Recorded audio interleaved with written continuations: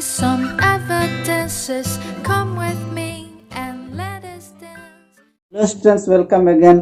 Previous class में हमने Gauss theorem start किया था और गॉस थ्योरम स्टार्ट करने से पहले हमने आपको इलेक्ट्रिक फ्लक्स के बारे में बताया। और जो लोग इलेक्ट्रिक फ्लक्स नहीं पढ़े हैं वो मेरा पिछला वीडियो जा कर के देख ले, वहाँ इलेक्ट्रिक फ्लक्स का कॉन्सेप्ट क्लियर हो जाएगा। उसके बारे में थोड़ा बहुत हम यहाँ पे बता देते हैं कि इलेक्ट्रिक फ्लक्स क्या होता है। तो इलेक्ट्रिक फील्ड लाइंस होता है, इलेक्ट्रिक फील्ड होता है, उसके फील्ड लाइंस होते हैं और उसमें कोई सरफेस एरिया को रखते हैं, किसी भी प्लेट को या किसी भी सरफेस को रखते हैं, उससे होकर जितने लाइन पास करता है वही इलेक्ट्रिक फ्लक्स होता है। तो इसको हम लोग न्यूमेरिकली मैथमेटिकल टर्म में हम लोग नंबर ऑफ फील्ड लाइंस को काउंट तो नहीं कर सकते हैं, तो उसको हम लोग मैथमेटिकली उसका वैल्यू कैसे मतलब फाइंड आउट कर सकते हैं। इसका हम लोग देखते हैं कि किसी सरफेस का एरिया होता है तो फ्लक्स का जो वैल्यू होता है electric field into area vector होता है, उसका डॉट प्रोडक्ट, यानी ई ए कॉस थीटा हो जाता है। यानी इसी के बेसिस पर हम लोग फील्ड लाइंस काउंट कर पाएंगे। और मैथमेटिकली अगर हम लोग इलेक्ट्रिक फील्ड और एरिया वेक्टर और उसके बीच का एंगल हम लोग कैलकुलेट करके डाल देते हैं तो हमारा इलेक्ट्रिक फ्लक्स निकल जाता है। डिफरेंशियल फॉर्म में अगर हम लोग छोटा सा कोई सेक्शन एरिया होता है, छोटा सा एरिया हो जाता है डिफरेंशियल एरिया, उसका फ्लक्स हम लोग कैसे निकालते हैं। तो यहाँ से छोटा सा एरिया, छोटा सा फ्लक्स हो जाता है डी फाई, और छोटा सा एरिया होता है डी ए, तो इसका छोटा सा फ्लक्स डी फाई होता है। तो छोटा सा फ्लक्स का वैल्यू हो गया डी फाई। फ्लक्स अगर हम लोग निकालते हैं इस किसी सरफेस से होकर टोटल फ्लक्स कितना पास कर रहा है या टोटल ओवर फ्लक्स इसका कितना है, इसको हम लोग फाई निकालते हैं, इसका इंटीग्रेशन हो जाता है E D A cos theta हो जाएगा, डी फाई का इंटीग्रेशन फाई हो गया और यहाँ से हो जाएगा ई ए कॉस थीटा। ये हो गया कंप्लीट फ्लक्स फाई का। इसको हम लोग इस टर्म से मतलब डिफरेंशियल पार्ट से हम लोग पूरा कंप्लीट फ्लक्स किसी सरफेस के लिए निकाल सकते हैं। तो अब आइए हम लोग फ्लक्स का कॉन्सेप्ट क्लियर हो गया, हम लोग गॉस थ्योरम के बारे में जानने का कोशिश करेंगे। तो देखिए जैसा डेफिनेशन है गॉस थ्योरम का, जो प्रिंसिपल है उसको हमने यहाँ पर लिख दिया है कि the total electric flux over any closed surface is numerically equal to the 1/epsilon times of total charge enclosed within the surface। इसका मतलब ये हुआ, यहाँ पे हिंदी में भी लिख दिया है, किसी बंद पृष्ठ, गॉस लॉ बंद क्लोज सरफेस के लिए ही लागू होता है, बंद सरफेस के लिए ही लागू होता है। तो किसी बंद पृष्ठ से होकर गुजरने वाला कुल विद्युत फ्लक्स उस बंद तल के भीतर कुल आवेश का एक बटे 1/epsilon टाइम्स यानी 1/epsilon गुना होता है। तो गॉस ने क्या एस्टेब्लिश किया, किसके बारे में बताया और उसके बाद उसका क्या रिलेशन फ्लक्स के साथ वो हम बताएंगे। कोई क्लोज सरफेस है, मान लीजिए क्लोज सरफेस है, ठीक है, क्लोज सरफेस है, इसमें कई सारे नंबर ऑफ चार्ज है, Q1 है, Q2 है, Q3 है, Qn है, मतलब बहुत सारे चार्ज और भी है, Q4, Q5, Q6 है। कोई सरफेस है जिसके भीतर बहुत सारे चार्ज है, Q1, Q2, Q3 so on, Qn है।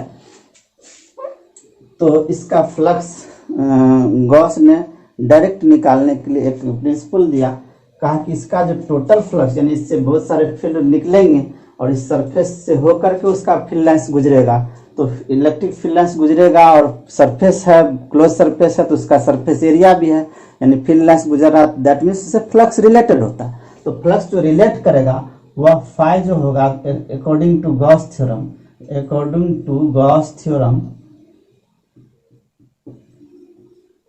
थ्योरम के अनुसार क्या कह रहा है, phi equal to Q enclosed, जितना चार्ज बंद है Q enclosed by epsilon not, यानी टोटल 1/epsilon टाइम्स मल्टीप्लाई हो जाएगा जितना चार्ज क्लोज है। तो फाई इक्वल टू इसको हम लिख सकते हैं, फाई अगर मान ले टोटल चार्ज क्या है, Q1 plus Q2 plus Q3 plus so on plus Qn, ये टोटल चार्ज है, इसको हम लोग एप्सिलॉन नॉट से डिवाइड करेंगे, यानी 1/epsilon टाइम्स हो गया। यदि टोटल नंबर ऑफ चार्ज या टोटल चार्ज का वैल्यू हम लोग इसको Q कंसीडर कर लेते हैं, टोटल क्लोज चार्ज को अगर हम लोग कैपिटल Q चार्ज कंसीडर करते हैं तो ये आपका फ्लक्स जो होगा वह हो गया Q अपॉन एप्सिलॉन नॉट। तो वेयर क्या है, capital Q equal to Q1 plus Q2 plus Q3 so on plus Qn, यानी दैट मीन्स टोटल क्या है, ये टोटल चार्ज इनक्लोज, ना चार्ज ये बंद है वही टोटल चार्ज है। तो गॉस थ्योरम से फ्लक्स जो है वो हो गया Q total charge Q enclose upon epsilon not. तो गॉस लॉ भी फ्लक्स को ही डिफाइन किया है, इससे पहले भी फ्लक्स को हम लोग इलेक्ट्रिक फील्ड के टर्म में डिफाइन किए हैं। तो दोनों का रिलेशन जो है उसके बेसिस पर गॉस थ्योरम का एप्लीकेशन में हम लोग बहुत सारे डिफरेंट बॉडी का conducting body, charge conducting body के कारण इलेक्ट्रिक फील्ड हम लोग निकाल पाते हैं। तो इसको हम लोग इलेक्ट्रिक फ्लक्स का जो डिफिनेशन है और गॉस थ्योरम से जो फ्लक्स हम लोग निकाले हैं उसके बीच एक रिलेशन को हम लोग देख लेते हैं। उसको हम लोग एक बार एक जगह हम लोग मिला के देख लेते हैं। ओके, देखेंगे तो electric flux phi from definition हम लोग देखे हैं। डिफिनेशन क्या होता है, ई डॉट डी ए, इसका हम लोग इंटीग्रेशन कर सकते हैं। E dot D A dot product हो जाता है। और यहाँ से गॉस थ्योरम से फ्लक्स क्या है, फ्लक्स क्या आपका है Q enclosed upon epsilon not. तो फ्लक्स का ही ये वैल्यू है। तो यहाँ से फाई इक्वल टू हम लोग लिखेंगे क्लोज सरफेस, यहाँ पर हम लोग क्लोज सरफेस के लिए लेंगे। तो क्लोज सरफेस के लिए हम लोग क्लोज इंटीग्रेशन इसको लगा सकते हैं। क्लोज इंटीग्रेशन लगाएंगे तो ई डॉट डी ए से हम लोग E dot D A close integration, close surface के लिए गॉस लॉ हम लोग एस्टेब्लिश करते हैं। तो ये हो जाएगा Q enclosed upon epsilon not. तो इस रिलेशन को लेकर के हम लोग बहुत सारे ये जो है मतलब गॉस का एप्लीकेशन से बहुत डिफरेंट बॉडी का हम लोग इलेक्ट्रिक फील्ड निकाल सकते हैं। इस रिलेशन को हम लोग एक डिफिनेशन के टर्म में भी लिख सकते हैं, the surface integral of electric field over any close surface. Surface integral of electric field over any close surface is in free space is equal to the 1 by epsilon naught times of total charge enclosed। ये इस relation को हमने एक definition के term में लिख दिया। तो आइए हम लोग गॉस का लॉ है, गॉस लॉ मतलब बेसिकली गॉस लॉ है क्या, गॉस लॉ है टोटल फ्लक्स जो है वह Q enclose upon epsilon not. That means इसको हम लोग ये भी कह सकते हैं, टोटल चार्ज को हम लोग अगर Q कंसिडर करेंगे तो phi equal to capital Q upon epsilon not. इसको एस्टेब्लिश करने की कोशिश करेंगे, इसको हम लोग प्रूफ करेंगे कि ये प्रूफ करेंगे ये इलेक्ट्रिक फ्लक्स गॉस थ्योरम से ये कैसे प्रूफ होता है। तो इसको हम लोग देखने की कोशिश करेंगे। तो आइए देखें, हम लोग कंसिडर करते हैं एक होलो स्फीयर है जिसका रेडियस क्या है, कैपिटल R है। तो इस पर इसके भीतर एक सेंटर पे हम लोग कंसिडर करते हैं एक प्लस Q चार्ज है, प्लस Q चार्ज इसके सेंटर पे रखा गया है। तो प्लस Q चार्ज के सेंटर पे है, तो इसके कारण जो चार्ज में इनसाइड में जो चार्ज है उसके कारण ऑल पॉसिबल डायरेक्शन में इलेक्ट्रिक फील्ड होगा, हर एक पॉसिबल डायरेक्शन में इसका इलेक्ट्रिक फील्ड होगा और जो इसके सरफेस से गुजरेगा। तो उसी में एक पॉइंट हम लोग P कंसीडर करते हैं, इसके सरफेस पे एक पॉइंट P कंसीडर करते हैं जहाँ इस स्फीयर का स्मॉल सरफेस एरिया हम लोग DA लेते हैं, छोटा सा सेक्शन एरिया DA है और इस DA का भी डायरेक्शन उसी डायरेक्शन में होगा इधर इलेक्ट्रिक फील्ड। इलेक्ट्रिक फील्ड जो होगा इस सरफेस पर परपेंडिकुलर सरफेस पे परपेंडिकुलर होगा और आउटवर्ड डायरेक्शन बाहर की ओर लंबवत होगा। और वहाँ पर इलेक्ट्रिक उसका सरफेस का जो छोटा सा हम लोग सेक्शन एरिया लिए हैं, एलिमेंट एरिया लिए हैं DA, तो DA का भी एरिया उसी डायरेक्शन में होगा और इलेक्ट्रिक फील्ड भी उसी डायरेक्शन में है, इलेक्ट्रिक फील्ड भी उसी डायरेक्शन में है और सरफेस एरिया भी उसी डायरेक्शन में, सेम डायरेक्शन में इलेक्ट्रिक फील्ड इसका होगा। तो छोटा सा एरिया से जो फ्लक्स गुजरेगा वो फ्लक्स जो होगा इलेक्ट्रिक फ्लक्स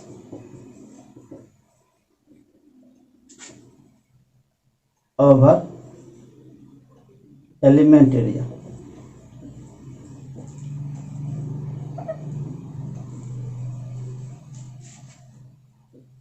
dA, तो ये d5 हो जाएगा, d5 इक्वल टू हो जाएगा E डॉट dA। चूंकि सेम डायरेक्शन में है तो E dA हो जाएगा, cos 0 डिग्री एंगल हो गया। नेट इलेक्ट्रिक फ्लक्स जो होगा, net electric flux, net electric flux, तो फाई इक्वल टू हो जाएगा E डॉट dA लिख सकते हैं, और यहाँ से हो जाएगा E dA, नेट फ्लक्स हो जाएगा। और चूंकि ये 0 डिग्री का एंगल है तो सिर्फ E dA हो जाएगा। और किसी पॉइंट चार्ज के कारण अगर r डिस्टेंस पे इलेक्ट्रिक फील्ड है तो इलेक्ट्रिक फील्ड का फॉर्मूला हम लोग E कांस्टेंट टर्म है, E को बाहर निकाल लेंगे और यहाँ से हो जाएगा dA। तो फाई इक्वल टू हो जाएगा E, इलेक्ट्रिक फील्ड का वैल्यू जो है इस चार्ज के कारण r डिस्टेंस पर कोई पॉइंट है तो आप जानते हैं इलेक्ट्रिक फील्ड का फॉर्मूला होता है किसी पॉइंट से चार्ज के कारण 1/4πε0 capital Q upon r square. यहाँ हमने स्मॉल कैपिटल R लिया तो कैपिटल स्मॉल R रहते थे, स्मॉल r होता, तो 1/4πε0 capital Q upon r square, integration हो जाएगा dA। तो dA चूँकि क्लोज भी ले सकते हैं, नहीं भी ले सकते हैं। फाई इक्वल टू 1/4πε0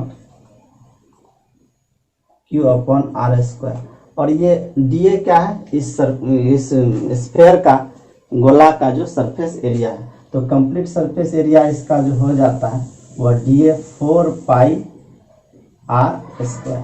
चूँकि dA का इंटीग्रेशन A हो जाएगा और A मतलब सरफेस का एरिया जो होगा वो 4πr स्क्वायर, यानी स्फेयर का एरिया होगा। स्फेयर का एरिया जानते हैं आप 4πr स्क्वायर होता है। यहाँ से 4πr स्क्वायर कैंसिल हो जाता है, तो फ्लक्स इक्वल टू हो जाएगा Q अपॉन ε0। तो इस प्रकार हम लोग देखते हैं, अगर ये हम लोग Q चार्ज लेंगे तो अगर अदर भी चार्ज लेंगे, बहुत सारे चार्ज लेंगे, जैसे Q इक्वल टू हम लोग Q1 Q2 और Q3 इस तरह से ले लेंगे, बहुत सारा चार्ज लेंगे, टोटल चार्ज इनक्लोज हो जाएगा। तो फाई इक्वल टू हो जाएगा Q1 plus Q2 plus Q3 plus so on plus Qn upon ε0। अगर हम लोग इसमें क्या करते हैं, यही टोटल चार्ज को हम लोग इनक्लोज चार्ज कितना भी लिख सकते हैं, तो फाई इक्वल टू लिखेंगे टोटल चार्ज इनक्लोज्ड अपॉन ε0। तो गॉस थ्योरम का यही कॉन्सेप्ट है, किसी क्लोज सरफेस में अगर टोटल चार्ज इतना क्लोज है, उस टोटल चार्ज को काउंट कर लेंगे, टोटल चार्ज इनक्लोज, और उसको ε0 से डिवाइड कर लेंगे, वही इसका नेट फ्लक्स हो जाता है। और ε0 क्या है, परमिटिविटी ऑफ एयर है या वैक्यूम है। Thank you very much.